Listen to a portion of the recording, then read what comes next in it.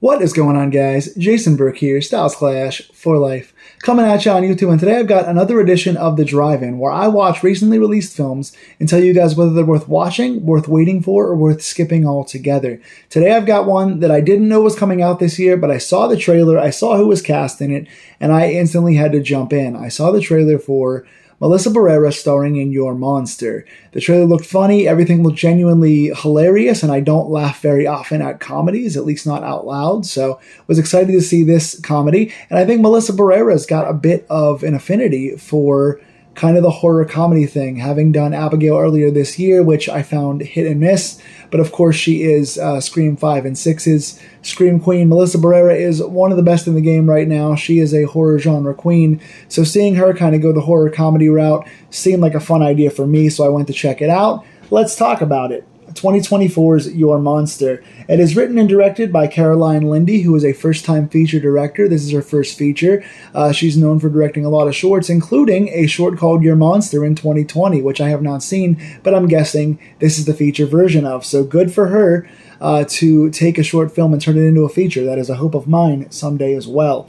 Starring Melissa Barrera as Laura Franco, Tommy Dewey as the monster, and Edmund Donovan as Jacob. Now, I won't be spoiling anything. This just came out last week. I encourage you all to go see it. So this review is spoiler-free. If you want to talk spoilers, tell me in the comments, and I will do a spoiler review of this movie. But talking briefly about the synopsis without giving spoilers, basically it's the story of Laura Franco, a girl who was either, I think, in a long-term relationship with a theater director, and she gets a cancer diagnosis, which is shown in the first 2 minutes of the film.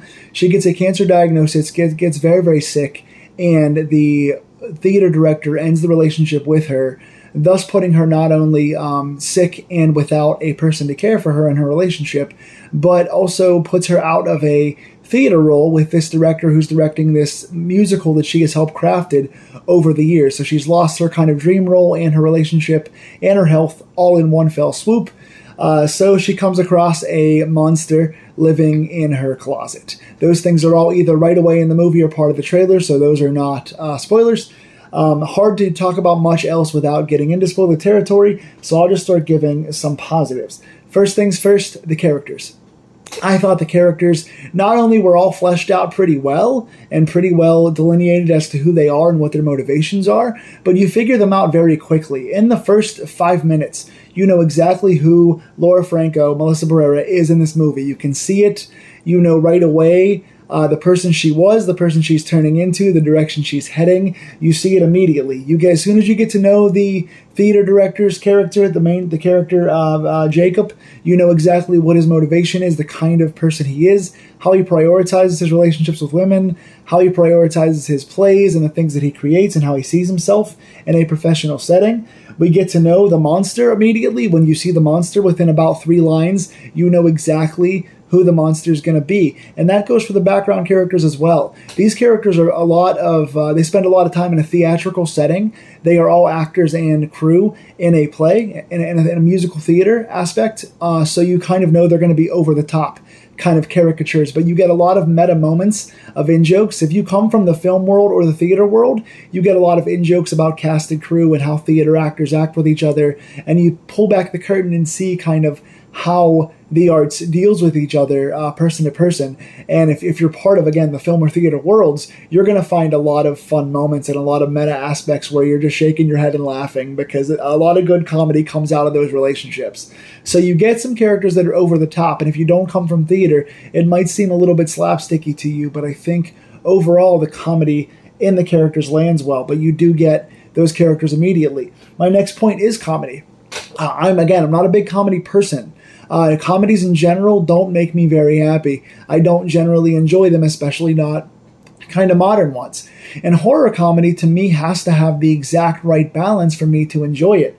This movie is listed as a horror comedy in general, but I saw right away it was going to lean into the comedy aspect, and normally I wouldn't like that, but the way this leans into comedy, I think it does a wonderful job of being silly and being over the top without being too overt and slapping you in the face with it. When comedy gets to be over the top and too silly a lot of times, depending on the actors and how they portray it and how the writing is done, you have to make fun of the right things to be a good comedy. If you're making fun of your story and you're making fun of your characters at their own expense most times, aside from a character or two, it's not going to land as good comedy. This, I thought, laughed at itself in the right way and was over the top just enough, where it was silly and funny, and I was laughing out loud and giggling at some moments and really chuckling at some things. Really enjoyed that, but it didn't make fun of itself in the times when it had to be serious. So I think, although this led very much in the comedy spectrum, if I had to say horror versus comedy, the balance was way in the comedy's favor,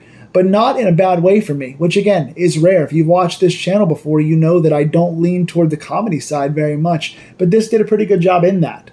Number 3, the acting. I thought the acting in this is great. Melissa Barrera has to juggle a lot of emotions. She's got to do happy, she's got to do sad, she's got to do angry, she's got to do some darker things, she's got to do some acting inside of theatrical monologues, she's got to sing a little bit, and I'm pretty sure it's her voice singing some of these songs. She's got a wide swath of emotions, from flashbacks to current day, to healthy, to sick. She has to run a gambit of different emotions amidst covering a long period of time in a short time on screen. And I really enjoy the way she does that. Melissa Barrera is just really phenomenal in this. But I want to give a lot of credit to call out Tommy Dewey as the monster. What a delicate balance the monster has, because the monster has got to be kind of hard-edged and kind of sarcastic and kind of mean at times, and show kind of their more violent or more angry sides, but then also be kind of soft in moments because there's a big romance aspect to this movie. Gotta also be kind of maniacal in moments because they're still a monster. Gotta kind of know when to lighten up and be sarcastic and have a dry delivery that makes you laugh because of their appearance. And I think Tommy Dewey does those things wonderfully. And again, to also have the heart and the heartless aspect in Edmund Donovan, and that's not to overlook any of the other actors, but these main 3 in particular. Jacob's character having kind of the love for Melissa Barrera, but also kind of being a stereotypical director and a womanizer and a dick in some ways. They really portray the duality of these characters pretty well, in a way that, again, is meant to be over the top, but feels realistic in the shades of gray, feels realistic in the good and bad in all of us, and the seeing you in person versus seeing your director side, or seeing the inner monster versus seeing the jovial side, or seeing the sick side versus when you're healthy. The balance is there in these characters, and that goes toward good acting, good casting, good writing. I liked it across the board there. Music. This musical aspect of this movie uses music really well. The music that's in this musical, that I think is all original and made up for the movie itself, is really good. Some of the pieces where they have to all pose and move together is nice. The theater balance of this is really well done. The songs are good. Like I said, I think it's Melissa singing herself. She was in the Heights. She was a lead actress in the Heights, the musical movie adaptation too. So I imagine she can sing pretty well. I never heard her sing before until this. I've not seen In the Heights, but I really enjoyed that as well. Themes. Themes are one of the big parts of this movie that I really enjoyed.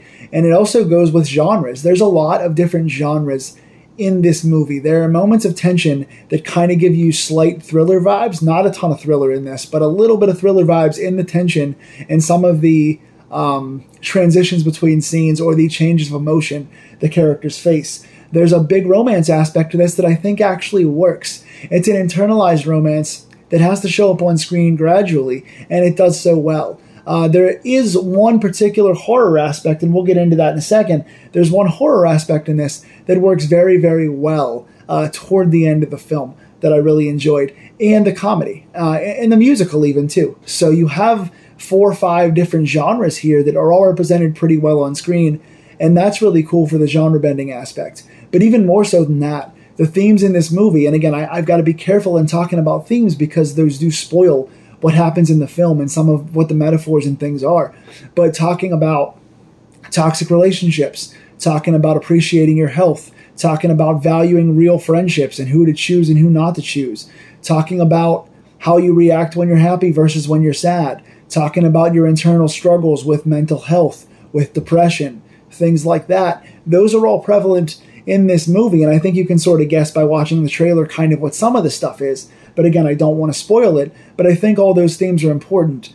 And that's what balances out the slapstick nature and the theatrical nature of some of the performances in this movie, because they are over the top, but they're grounded in some kind of battle in your physical and mental health that coincide with your reactions. And I really enjoyed that. My only big negative to this movie, the only thing I could really think of in this movie that I didn't like necessarily was a bit of the balance in the horror aspect. This thing calls itself horror first, a horror comedy, but I would call it more romantic comedy and then drama third. I would say comedy first, romance second, drama third, horror maybe fourth. This movie really only has one element of horror in it, and it really shows up kind of toward the end. There's one overt scene that's very horror-y, and so I get why it's called horror.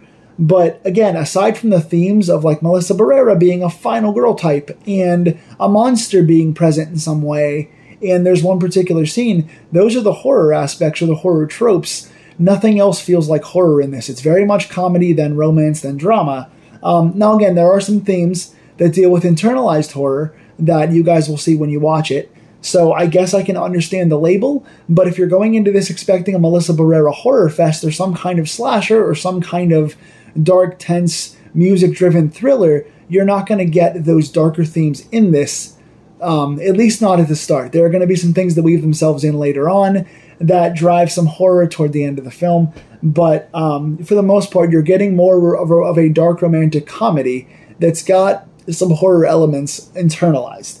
That being said, I had a lot of fun watching this movie. I really enjoyed it. I came in expecting more comedy than horror, and that's what I got. Again, if you're looking for an overt horror film, you're not going to like this. If you're not attuned to like theater and some over-the-top theatrical comedic aspects of the theater genre, you might not find this as close to home as I did, being a theater kid. But all in all, if you appreciate theater humor, or you like Melissa Barrera, I think you're going to enjoy this. The casting, the characters, everything is clearly delineated. You're going to get elements of music. You're going to get romance. You're going to get a ton of good comedy, in my opinion. And this was a fun watch. It runs an hour and 42 with the credits. I didn't think it overstayed its welcome by any means. And I don't know how to classify this when I rank my top 10 horror films at the end of the year, because I don't really consider this horror. But as far as a movie itself and an enjoyable ride with a good cast and a good story and good themes, this is one of the best that I've seen this year by far. I'm going to give this movie an 8.5 out of 10. And again, can I rank it at the end of the year with my horror list? I don't know.